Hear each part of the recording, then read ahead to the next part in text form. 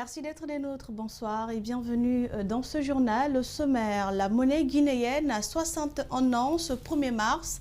Créée en 1960, se porte-t-elle bien aujourd'hui? Que pensent les Guinéens de cette monnaie? Nous avons rencontré quelques-uns qui, à cœur ouvert, ont donné leurs avis. 10 à 12%, c'est le taux d'inflation en Guinée à ce jour.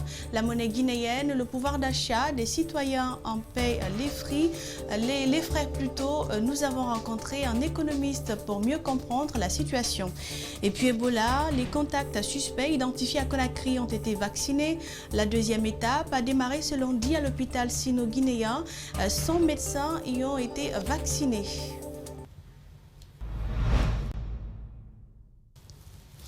Nous ouvrons ce journal par la disparition de Monseigneur Emmanuel Félémou, une grande perte pour l'Église catholique de Guinée. L'archevêque du diocèse de Kankan est décédé ce lundi matin à Conakry où il était en soins intensifs. La date des obsèques sera ultérieurement communiquée, a précisé un communiqué publié ce lundi par la conférence épiscopale de Guinée. Toutes nos condoléances aux fidèles chrétiens catholiques de Guinée. Je vous l'annonçais, cela fait 61 ans aujourd'hui depuis que la monnaie guinéenne a été créée pour remplacer le cili. Cette indépendance financière, beaucoup de Guinéens l'apprécient. Par contre, il y en a d'autres qui s'interrogent quant à sa dévaluation dans la sphère économique. Une situation qui encourage la fuite des bras valides, estime des citoyens que nos reporters Mahmoud Bouler Diallo et Abakar Din Kamara ont interrogé. Suivez. 61 ans après sa création, la monnaie guinéenne dégringole et cela inquiète ce citoyen fraîchement revenu de l'extérieur.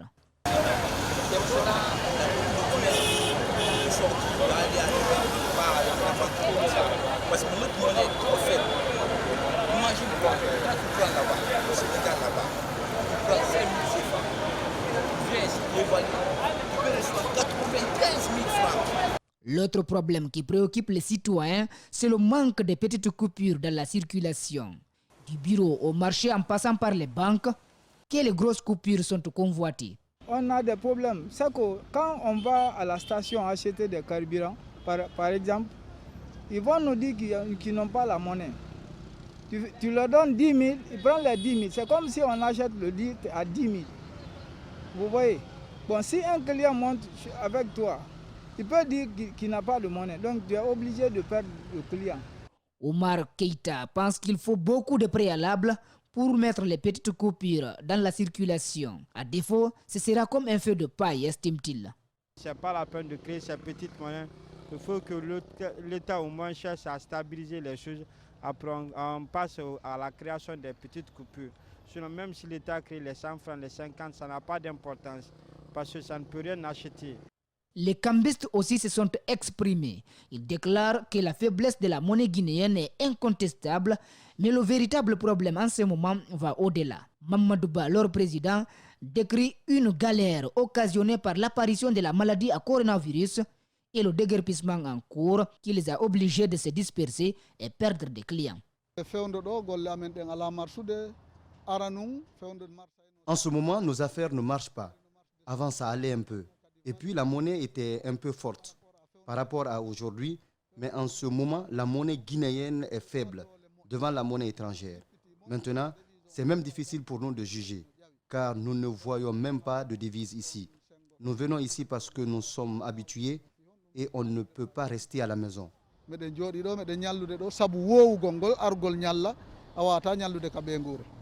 Malgré les difficultés égrenées par nos interlocuteurs, ils affirment tous être fiers de la monnaie guinéenne. Ils demandent aux autorités de se battre pour résister à la concurrence et se faire une place sous le soleil de l'économie mondiale. Toutes nos excuses pour la qualité sonore de cet élément de reportage. Il faut cependant noter que le taux d'inflation est de plus en plus grandissant en Guinée. Selon les économistes, il serait autour de 10 à 12%. Les conséquences se font sentir depuis quelque temps sur le pouvoir d'achat des citoyens et pas seulement, a confié un économiste à nos reporters, André Mossi Milimono et Ibrahima Sori Kamara. Les Guinéens, en commémorant l'an 61 de la monnaie, font face à une grandissante inflation qui ne dit pas son nom. Pour cet économiste, on parle d'inflation dans un pays lorsqu'on assiste à une hausse généralisée des prix des biens et services. L'inflation, par définition, c'est la hausse généralisée et continue des prix de tous les biens, services et titres. L'inflation a lieu lorsque vous avez un déficit commercial. L'inflation a lieu lorsque la masse monétaire en circulation est très grande. L'inflation a lieu lorsque le pays subit une récession. Les causes de ce phénomène sont énormes, mais pour le cas spécifique de la Guinée, Ibrahima Mari Kamara place les causes de l'inflation à 3 niveaux. Premièrement, vous savez que la Guinée est rentrée en récession depuis l'apparition de la pandémie, le Covid-19. Ensuite, tout le monde sait qu'il y a une fermeture de frontières. Et on ne sait pas c'est quoi, on n'est pas dans les secrets de Dieu, mais on sait que les frontières sont fermées pour raison de sécurité, selon ce que les autorités nous disent. Troisièmement, nous venons de sortir des élections. Et pendant ces élections, généralement en Afrique, on assiste à une grande utilisation de la planche à billets pour pouvoir satisfaire les uns et les autres, afin que les gens puissent remporter les élections.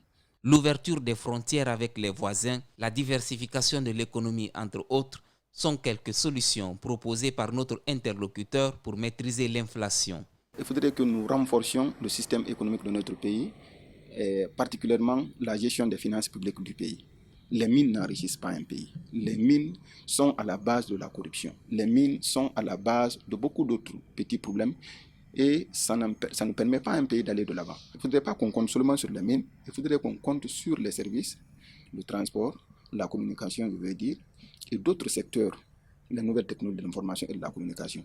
Le gouverneur de la Banque centrale de la République de Guinée, en prélude à l'an 61 de la création de la monnaie guinéenne, a promis de ramener le taux d'inflation à un chiffre. Autre fait de l'actualité, après 4 jours d'opération de vaccination, tous les contacts suspects identifiés d'Ebola dans le Grand Conakry ont été vaccinés et ce lundi, les agents vaccinateurs ont démarré la deuxième étape des opérations qui concernent le corps médical dans les différents centres hospitaliers. Le lancement a eu lieu à l'hôpital de l'Amitié sino-guinéenne où plus de 100 médecins ont reçu les doses. D'autres centres sont prévus. Le compte-rendu d'Ali Badara Camara et Amara Alexila. En 2014, 115 personnes du corps médical ont trouvé la mort dans la lutte contre la fièvre hémorragique à virus Ebola. À l'hôpital sino-guinéen, l'on se souvient encore des 6 personnes qui ont laissé leur vie en sauvant d'autres. Face à la résurgence du virus, l'État guinéen fait de la vaccination du corps médical une priorité afin de les protéger. Pour l'hôpital sino-guinéen, 105 médecins ont reçu les vaccins contre la fièvre hémorragique à virus Ebola. Vous savez, il n'y a pas de risque zéro. Donc, quand on est vacciné, on est beaucoup plus sûr de soi-même pour affronter les malades. Je veux dire tout simplement pour traiter les malades dans notre structure hospitalière. Après l'hôpital sino-guinéen, d'autres structures sanitaires de la capitale seront les prochaines étapes des agents de vaccination. Ce, conformément aux démarches inscrites dans l'agenda de l'Agence nationale de sécurité sanitaire. Dès que nous allons finir avec Chino-Guinéen, on verra la disponibilité du vaccin et voir comment on va voir les autres structures, les autres grands hôpitaux et jusqu'à venir, si possible, au niveau des centres de santé. À sa sortie de la salle, le directeur général de l'hôpital sino-guinéen trouve nécessaire cette vaccination pour les populations guinéennes. Selon lui, c'est le seul moyen pour circonscrire le virus dans le pays. Si aujourd'hui nous avons le vaccin, je demande à la population de prendre conscience d'abord de l'existence de ces 2 pathologies. Et aussi ici, il y a la proposition de se faire vacciner. Ils n'ont qu'à accepter de se faire vacciner. C'est dans l'intérêt de tout le monde. Il ne faudrait pas que vous êtes malade, vous contaminez vos prochains. Donc si vous pouvez vous protéger vous-même d'abord, ça serait une très belle chose pour protéger aussi les prochains. À date, presque tous les contacts sujets d'Ebola ont été vaccinés à Zérékouré et à Conakry. Pour ce qui est des vaccins contre le coronavirus, Les premières doses sont attendues ce mardi à Conakry, selon l'Agence nationale de sécurité sanitaire. Autre sujet dans ce journal, le ministre d'État de l'assainissement et de l'hydraulique et les cadres de son département et ceux de la SEG ont visité ce lundi l'occupation anarchique des installations de la Société des eaux de Guinée. Le constat est déplorable, mais le ministère va dresser un rapport du constat issu du terrain et prendre les mesures qui s'imposent. Pour le moment, les causes de la faiblesse de la desserte occupent les esprits. Mamadou Sadio Baldé, Ibrahim Souri Camara nous en disent plus. Le ministre de l'Assainissement et de l'Hydraulique dresse un constat désastreux de la desserte d'eau en Guinée. Les faiblesses sont multiples et variées. Nous avons une faiblesse au niveau de la production, une faiblesse au niveau du traitement d'eau brute, une faiblesse au niveau du transport, des conduites de transport, une faiblesse au niveau du stockage, une faiblesse au niveau du réseau de distribution. Imaginez-vous, toutes ces faiblesses combinées nous amènent aujourd'hui à ne pas produire plus de 100 000 mètres cubes par jour pour un besoin d'environ 400 000 mètres cubes. Les faiblesses ressenties jusque dans les ménages ont pour principale cause l'agression des conduites, selon le ministre. Les constructions anarchiques empêcheraient le peu d'eau produite d'atteindre les foyers. Vous voyez même qu'il y a des maisons qui sont entièrement sur la conduite, alors que la norme veut qu'il y ait 30 mètres de part et d'autre de la conduite. Le ministre est dégoûté. Certains habitants ne trouvent pas mieux que de transformer cet espace réservé en dépotoir d'ordures. Que dire des fosses septiques qui longent ou traversent les conduites. Le risque est énorme, dit-il. Il suffit qu'il y ait une petite fissure pour que ces eaux-là s'infiltrent et infectent l'eau qui nous arrive à Conakry. Les conduites de 300 mm installées depuis 1903, celles de 700 mm posées en 1964 et enfin les conduites de 1200 mm seront remplacées ou renforcées avant même le programme du 4e projet. Pour qu'après le 4e projet eau, qu'on puisse pallier à toutes ces insuffisances et même prévoir jusqu'à l'horizon 2040. Ceux qui sont installés sur ces conduites seront sensibilisés puis dégagés de ces emprises, promet Papakoli Kourouma. Et c'est un reportage de Mamadou Sadio Baldé. La 2e édition du prix d'excellence du mérite a eu lieu ce week-end à Conakry. C'est une initiative de l'ONG École d'excellence pour tous. La distinction concerne les écoles publiques des 5 communes de la capitale. Les heureux récipiendaires ont bénéficié de la récompense des institutions. Djenebemba Koulibaly et Alseni Kamara pour le reportage. Cette 2e édition du prix d'excellence du mérite s'inscrit dans le cadre de la promotion de l'excellence dans les établissements publics en Guinée. À l'occasion, les initiateurs ont rendu un vibrant hommage aux parents d'élèves pour tous les efforts consentis dans l'éducation des enfants. Je pense que l'éducation, nous sommes les femmes, c'est nous qui mettons au monde. Et quand on voit un enfant réussir, je pense que ça fait chaud au cœur. Et l'Afrique en a besoin. Aujourd'hui, le continent africain a besoin de booster le système éducatif. Et en tant qu'épouse de diplomate, j'ai voulu apporter un petit plus au niveau de la Guinée. Ça ne peut pas résoudre tous les problèmes. Je pense que si chacun de nous se met et essaie d'apporter quelque chose, je pense que tous ces enfants ne pourront pas emprunter les bateaux pour aller à l'Hexagone en croyant, en retrouvant le bonheur. Pourtant, le vrai bonheur se retrouve ici. La présidente de l'ONG constate que l'écart qui est entre les établissements publics et les privés est aussi énorme qu'il ne saurait y avoir d'émulation. Les écoles publiques, pourquoi? Parce que les écoles publiques, c'est là-bas se trouvent la plupart des personnes démunies. Et une école publique, c'est la personne qui a l'argent qui envoie son enfant dans une école publique, dans une école privée. Une école publique, c'est pour la population lambda.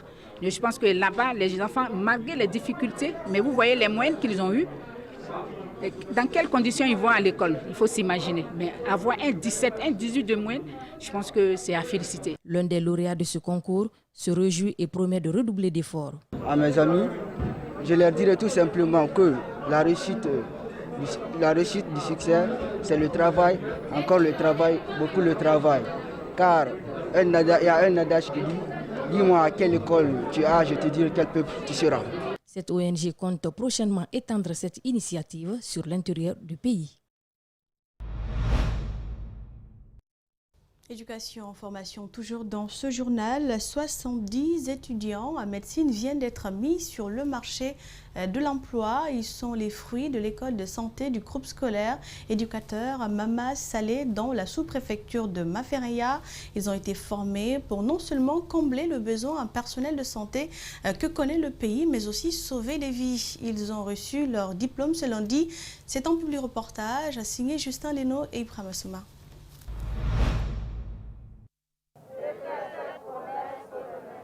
Librement et sur mon honneur.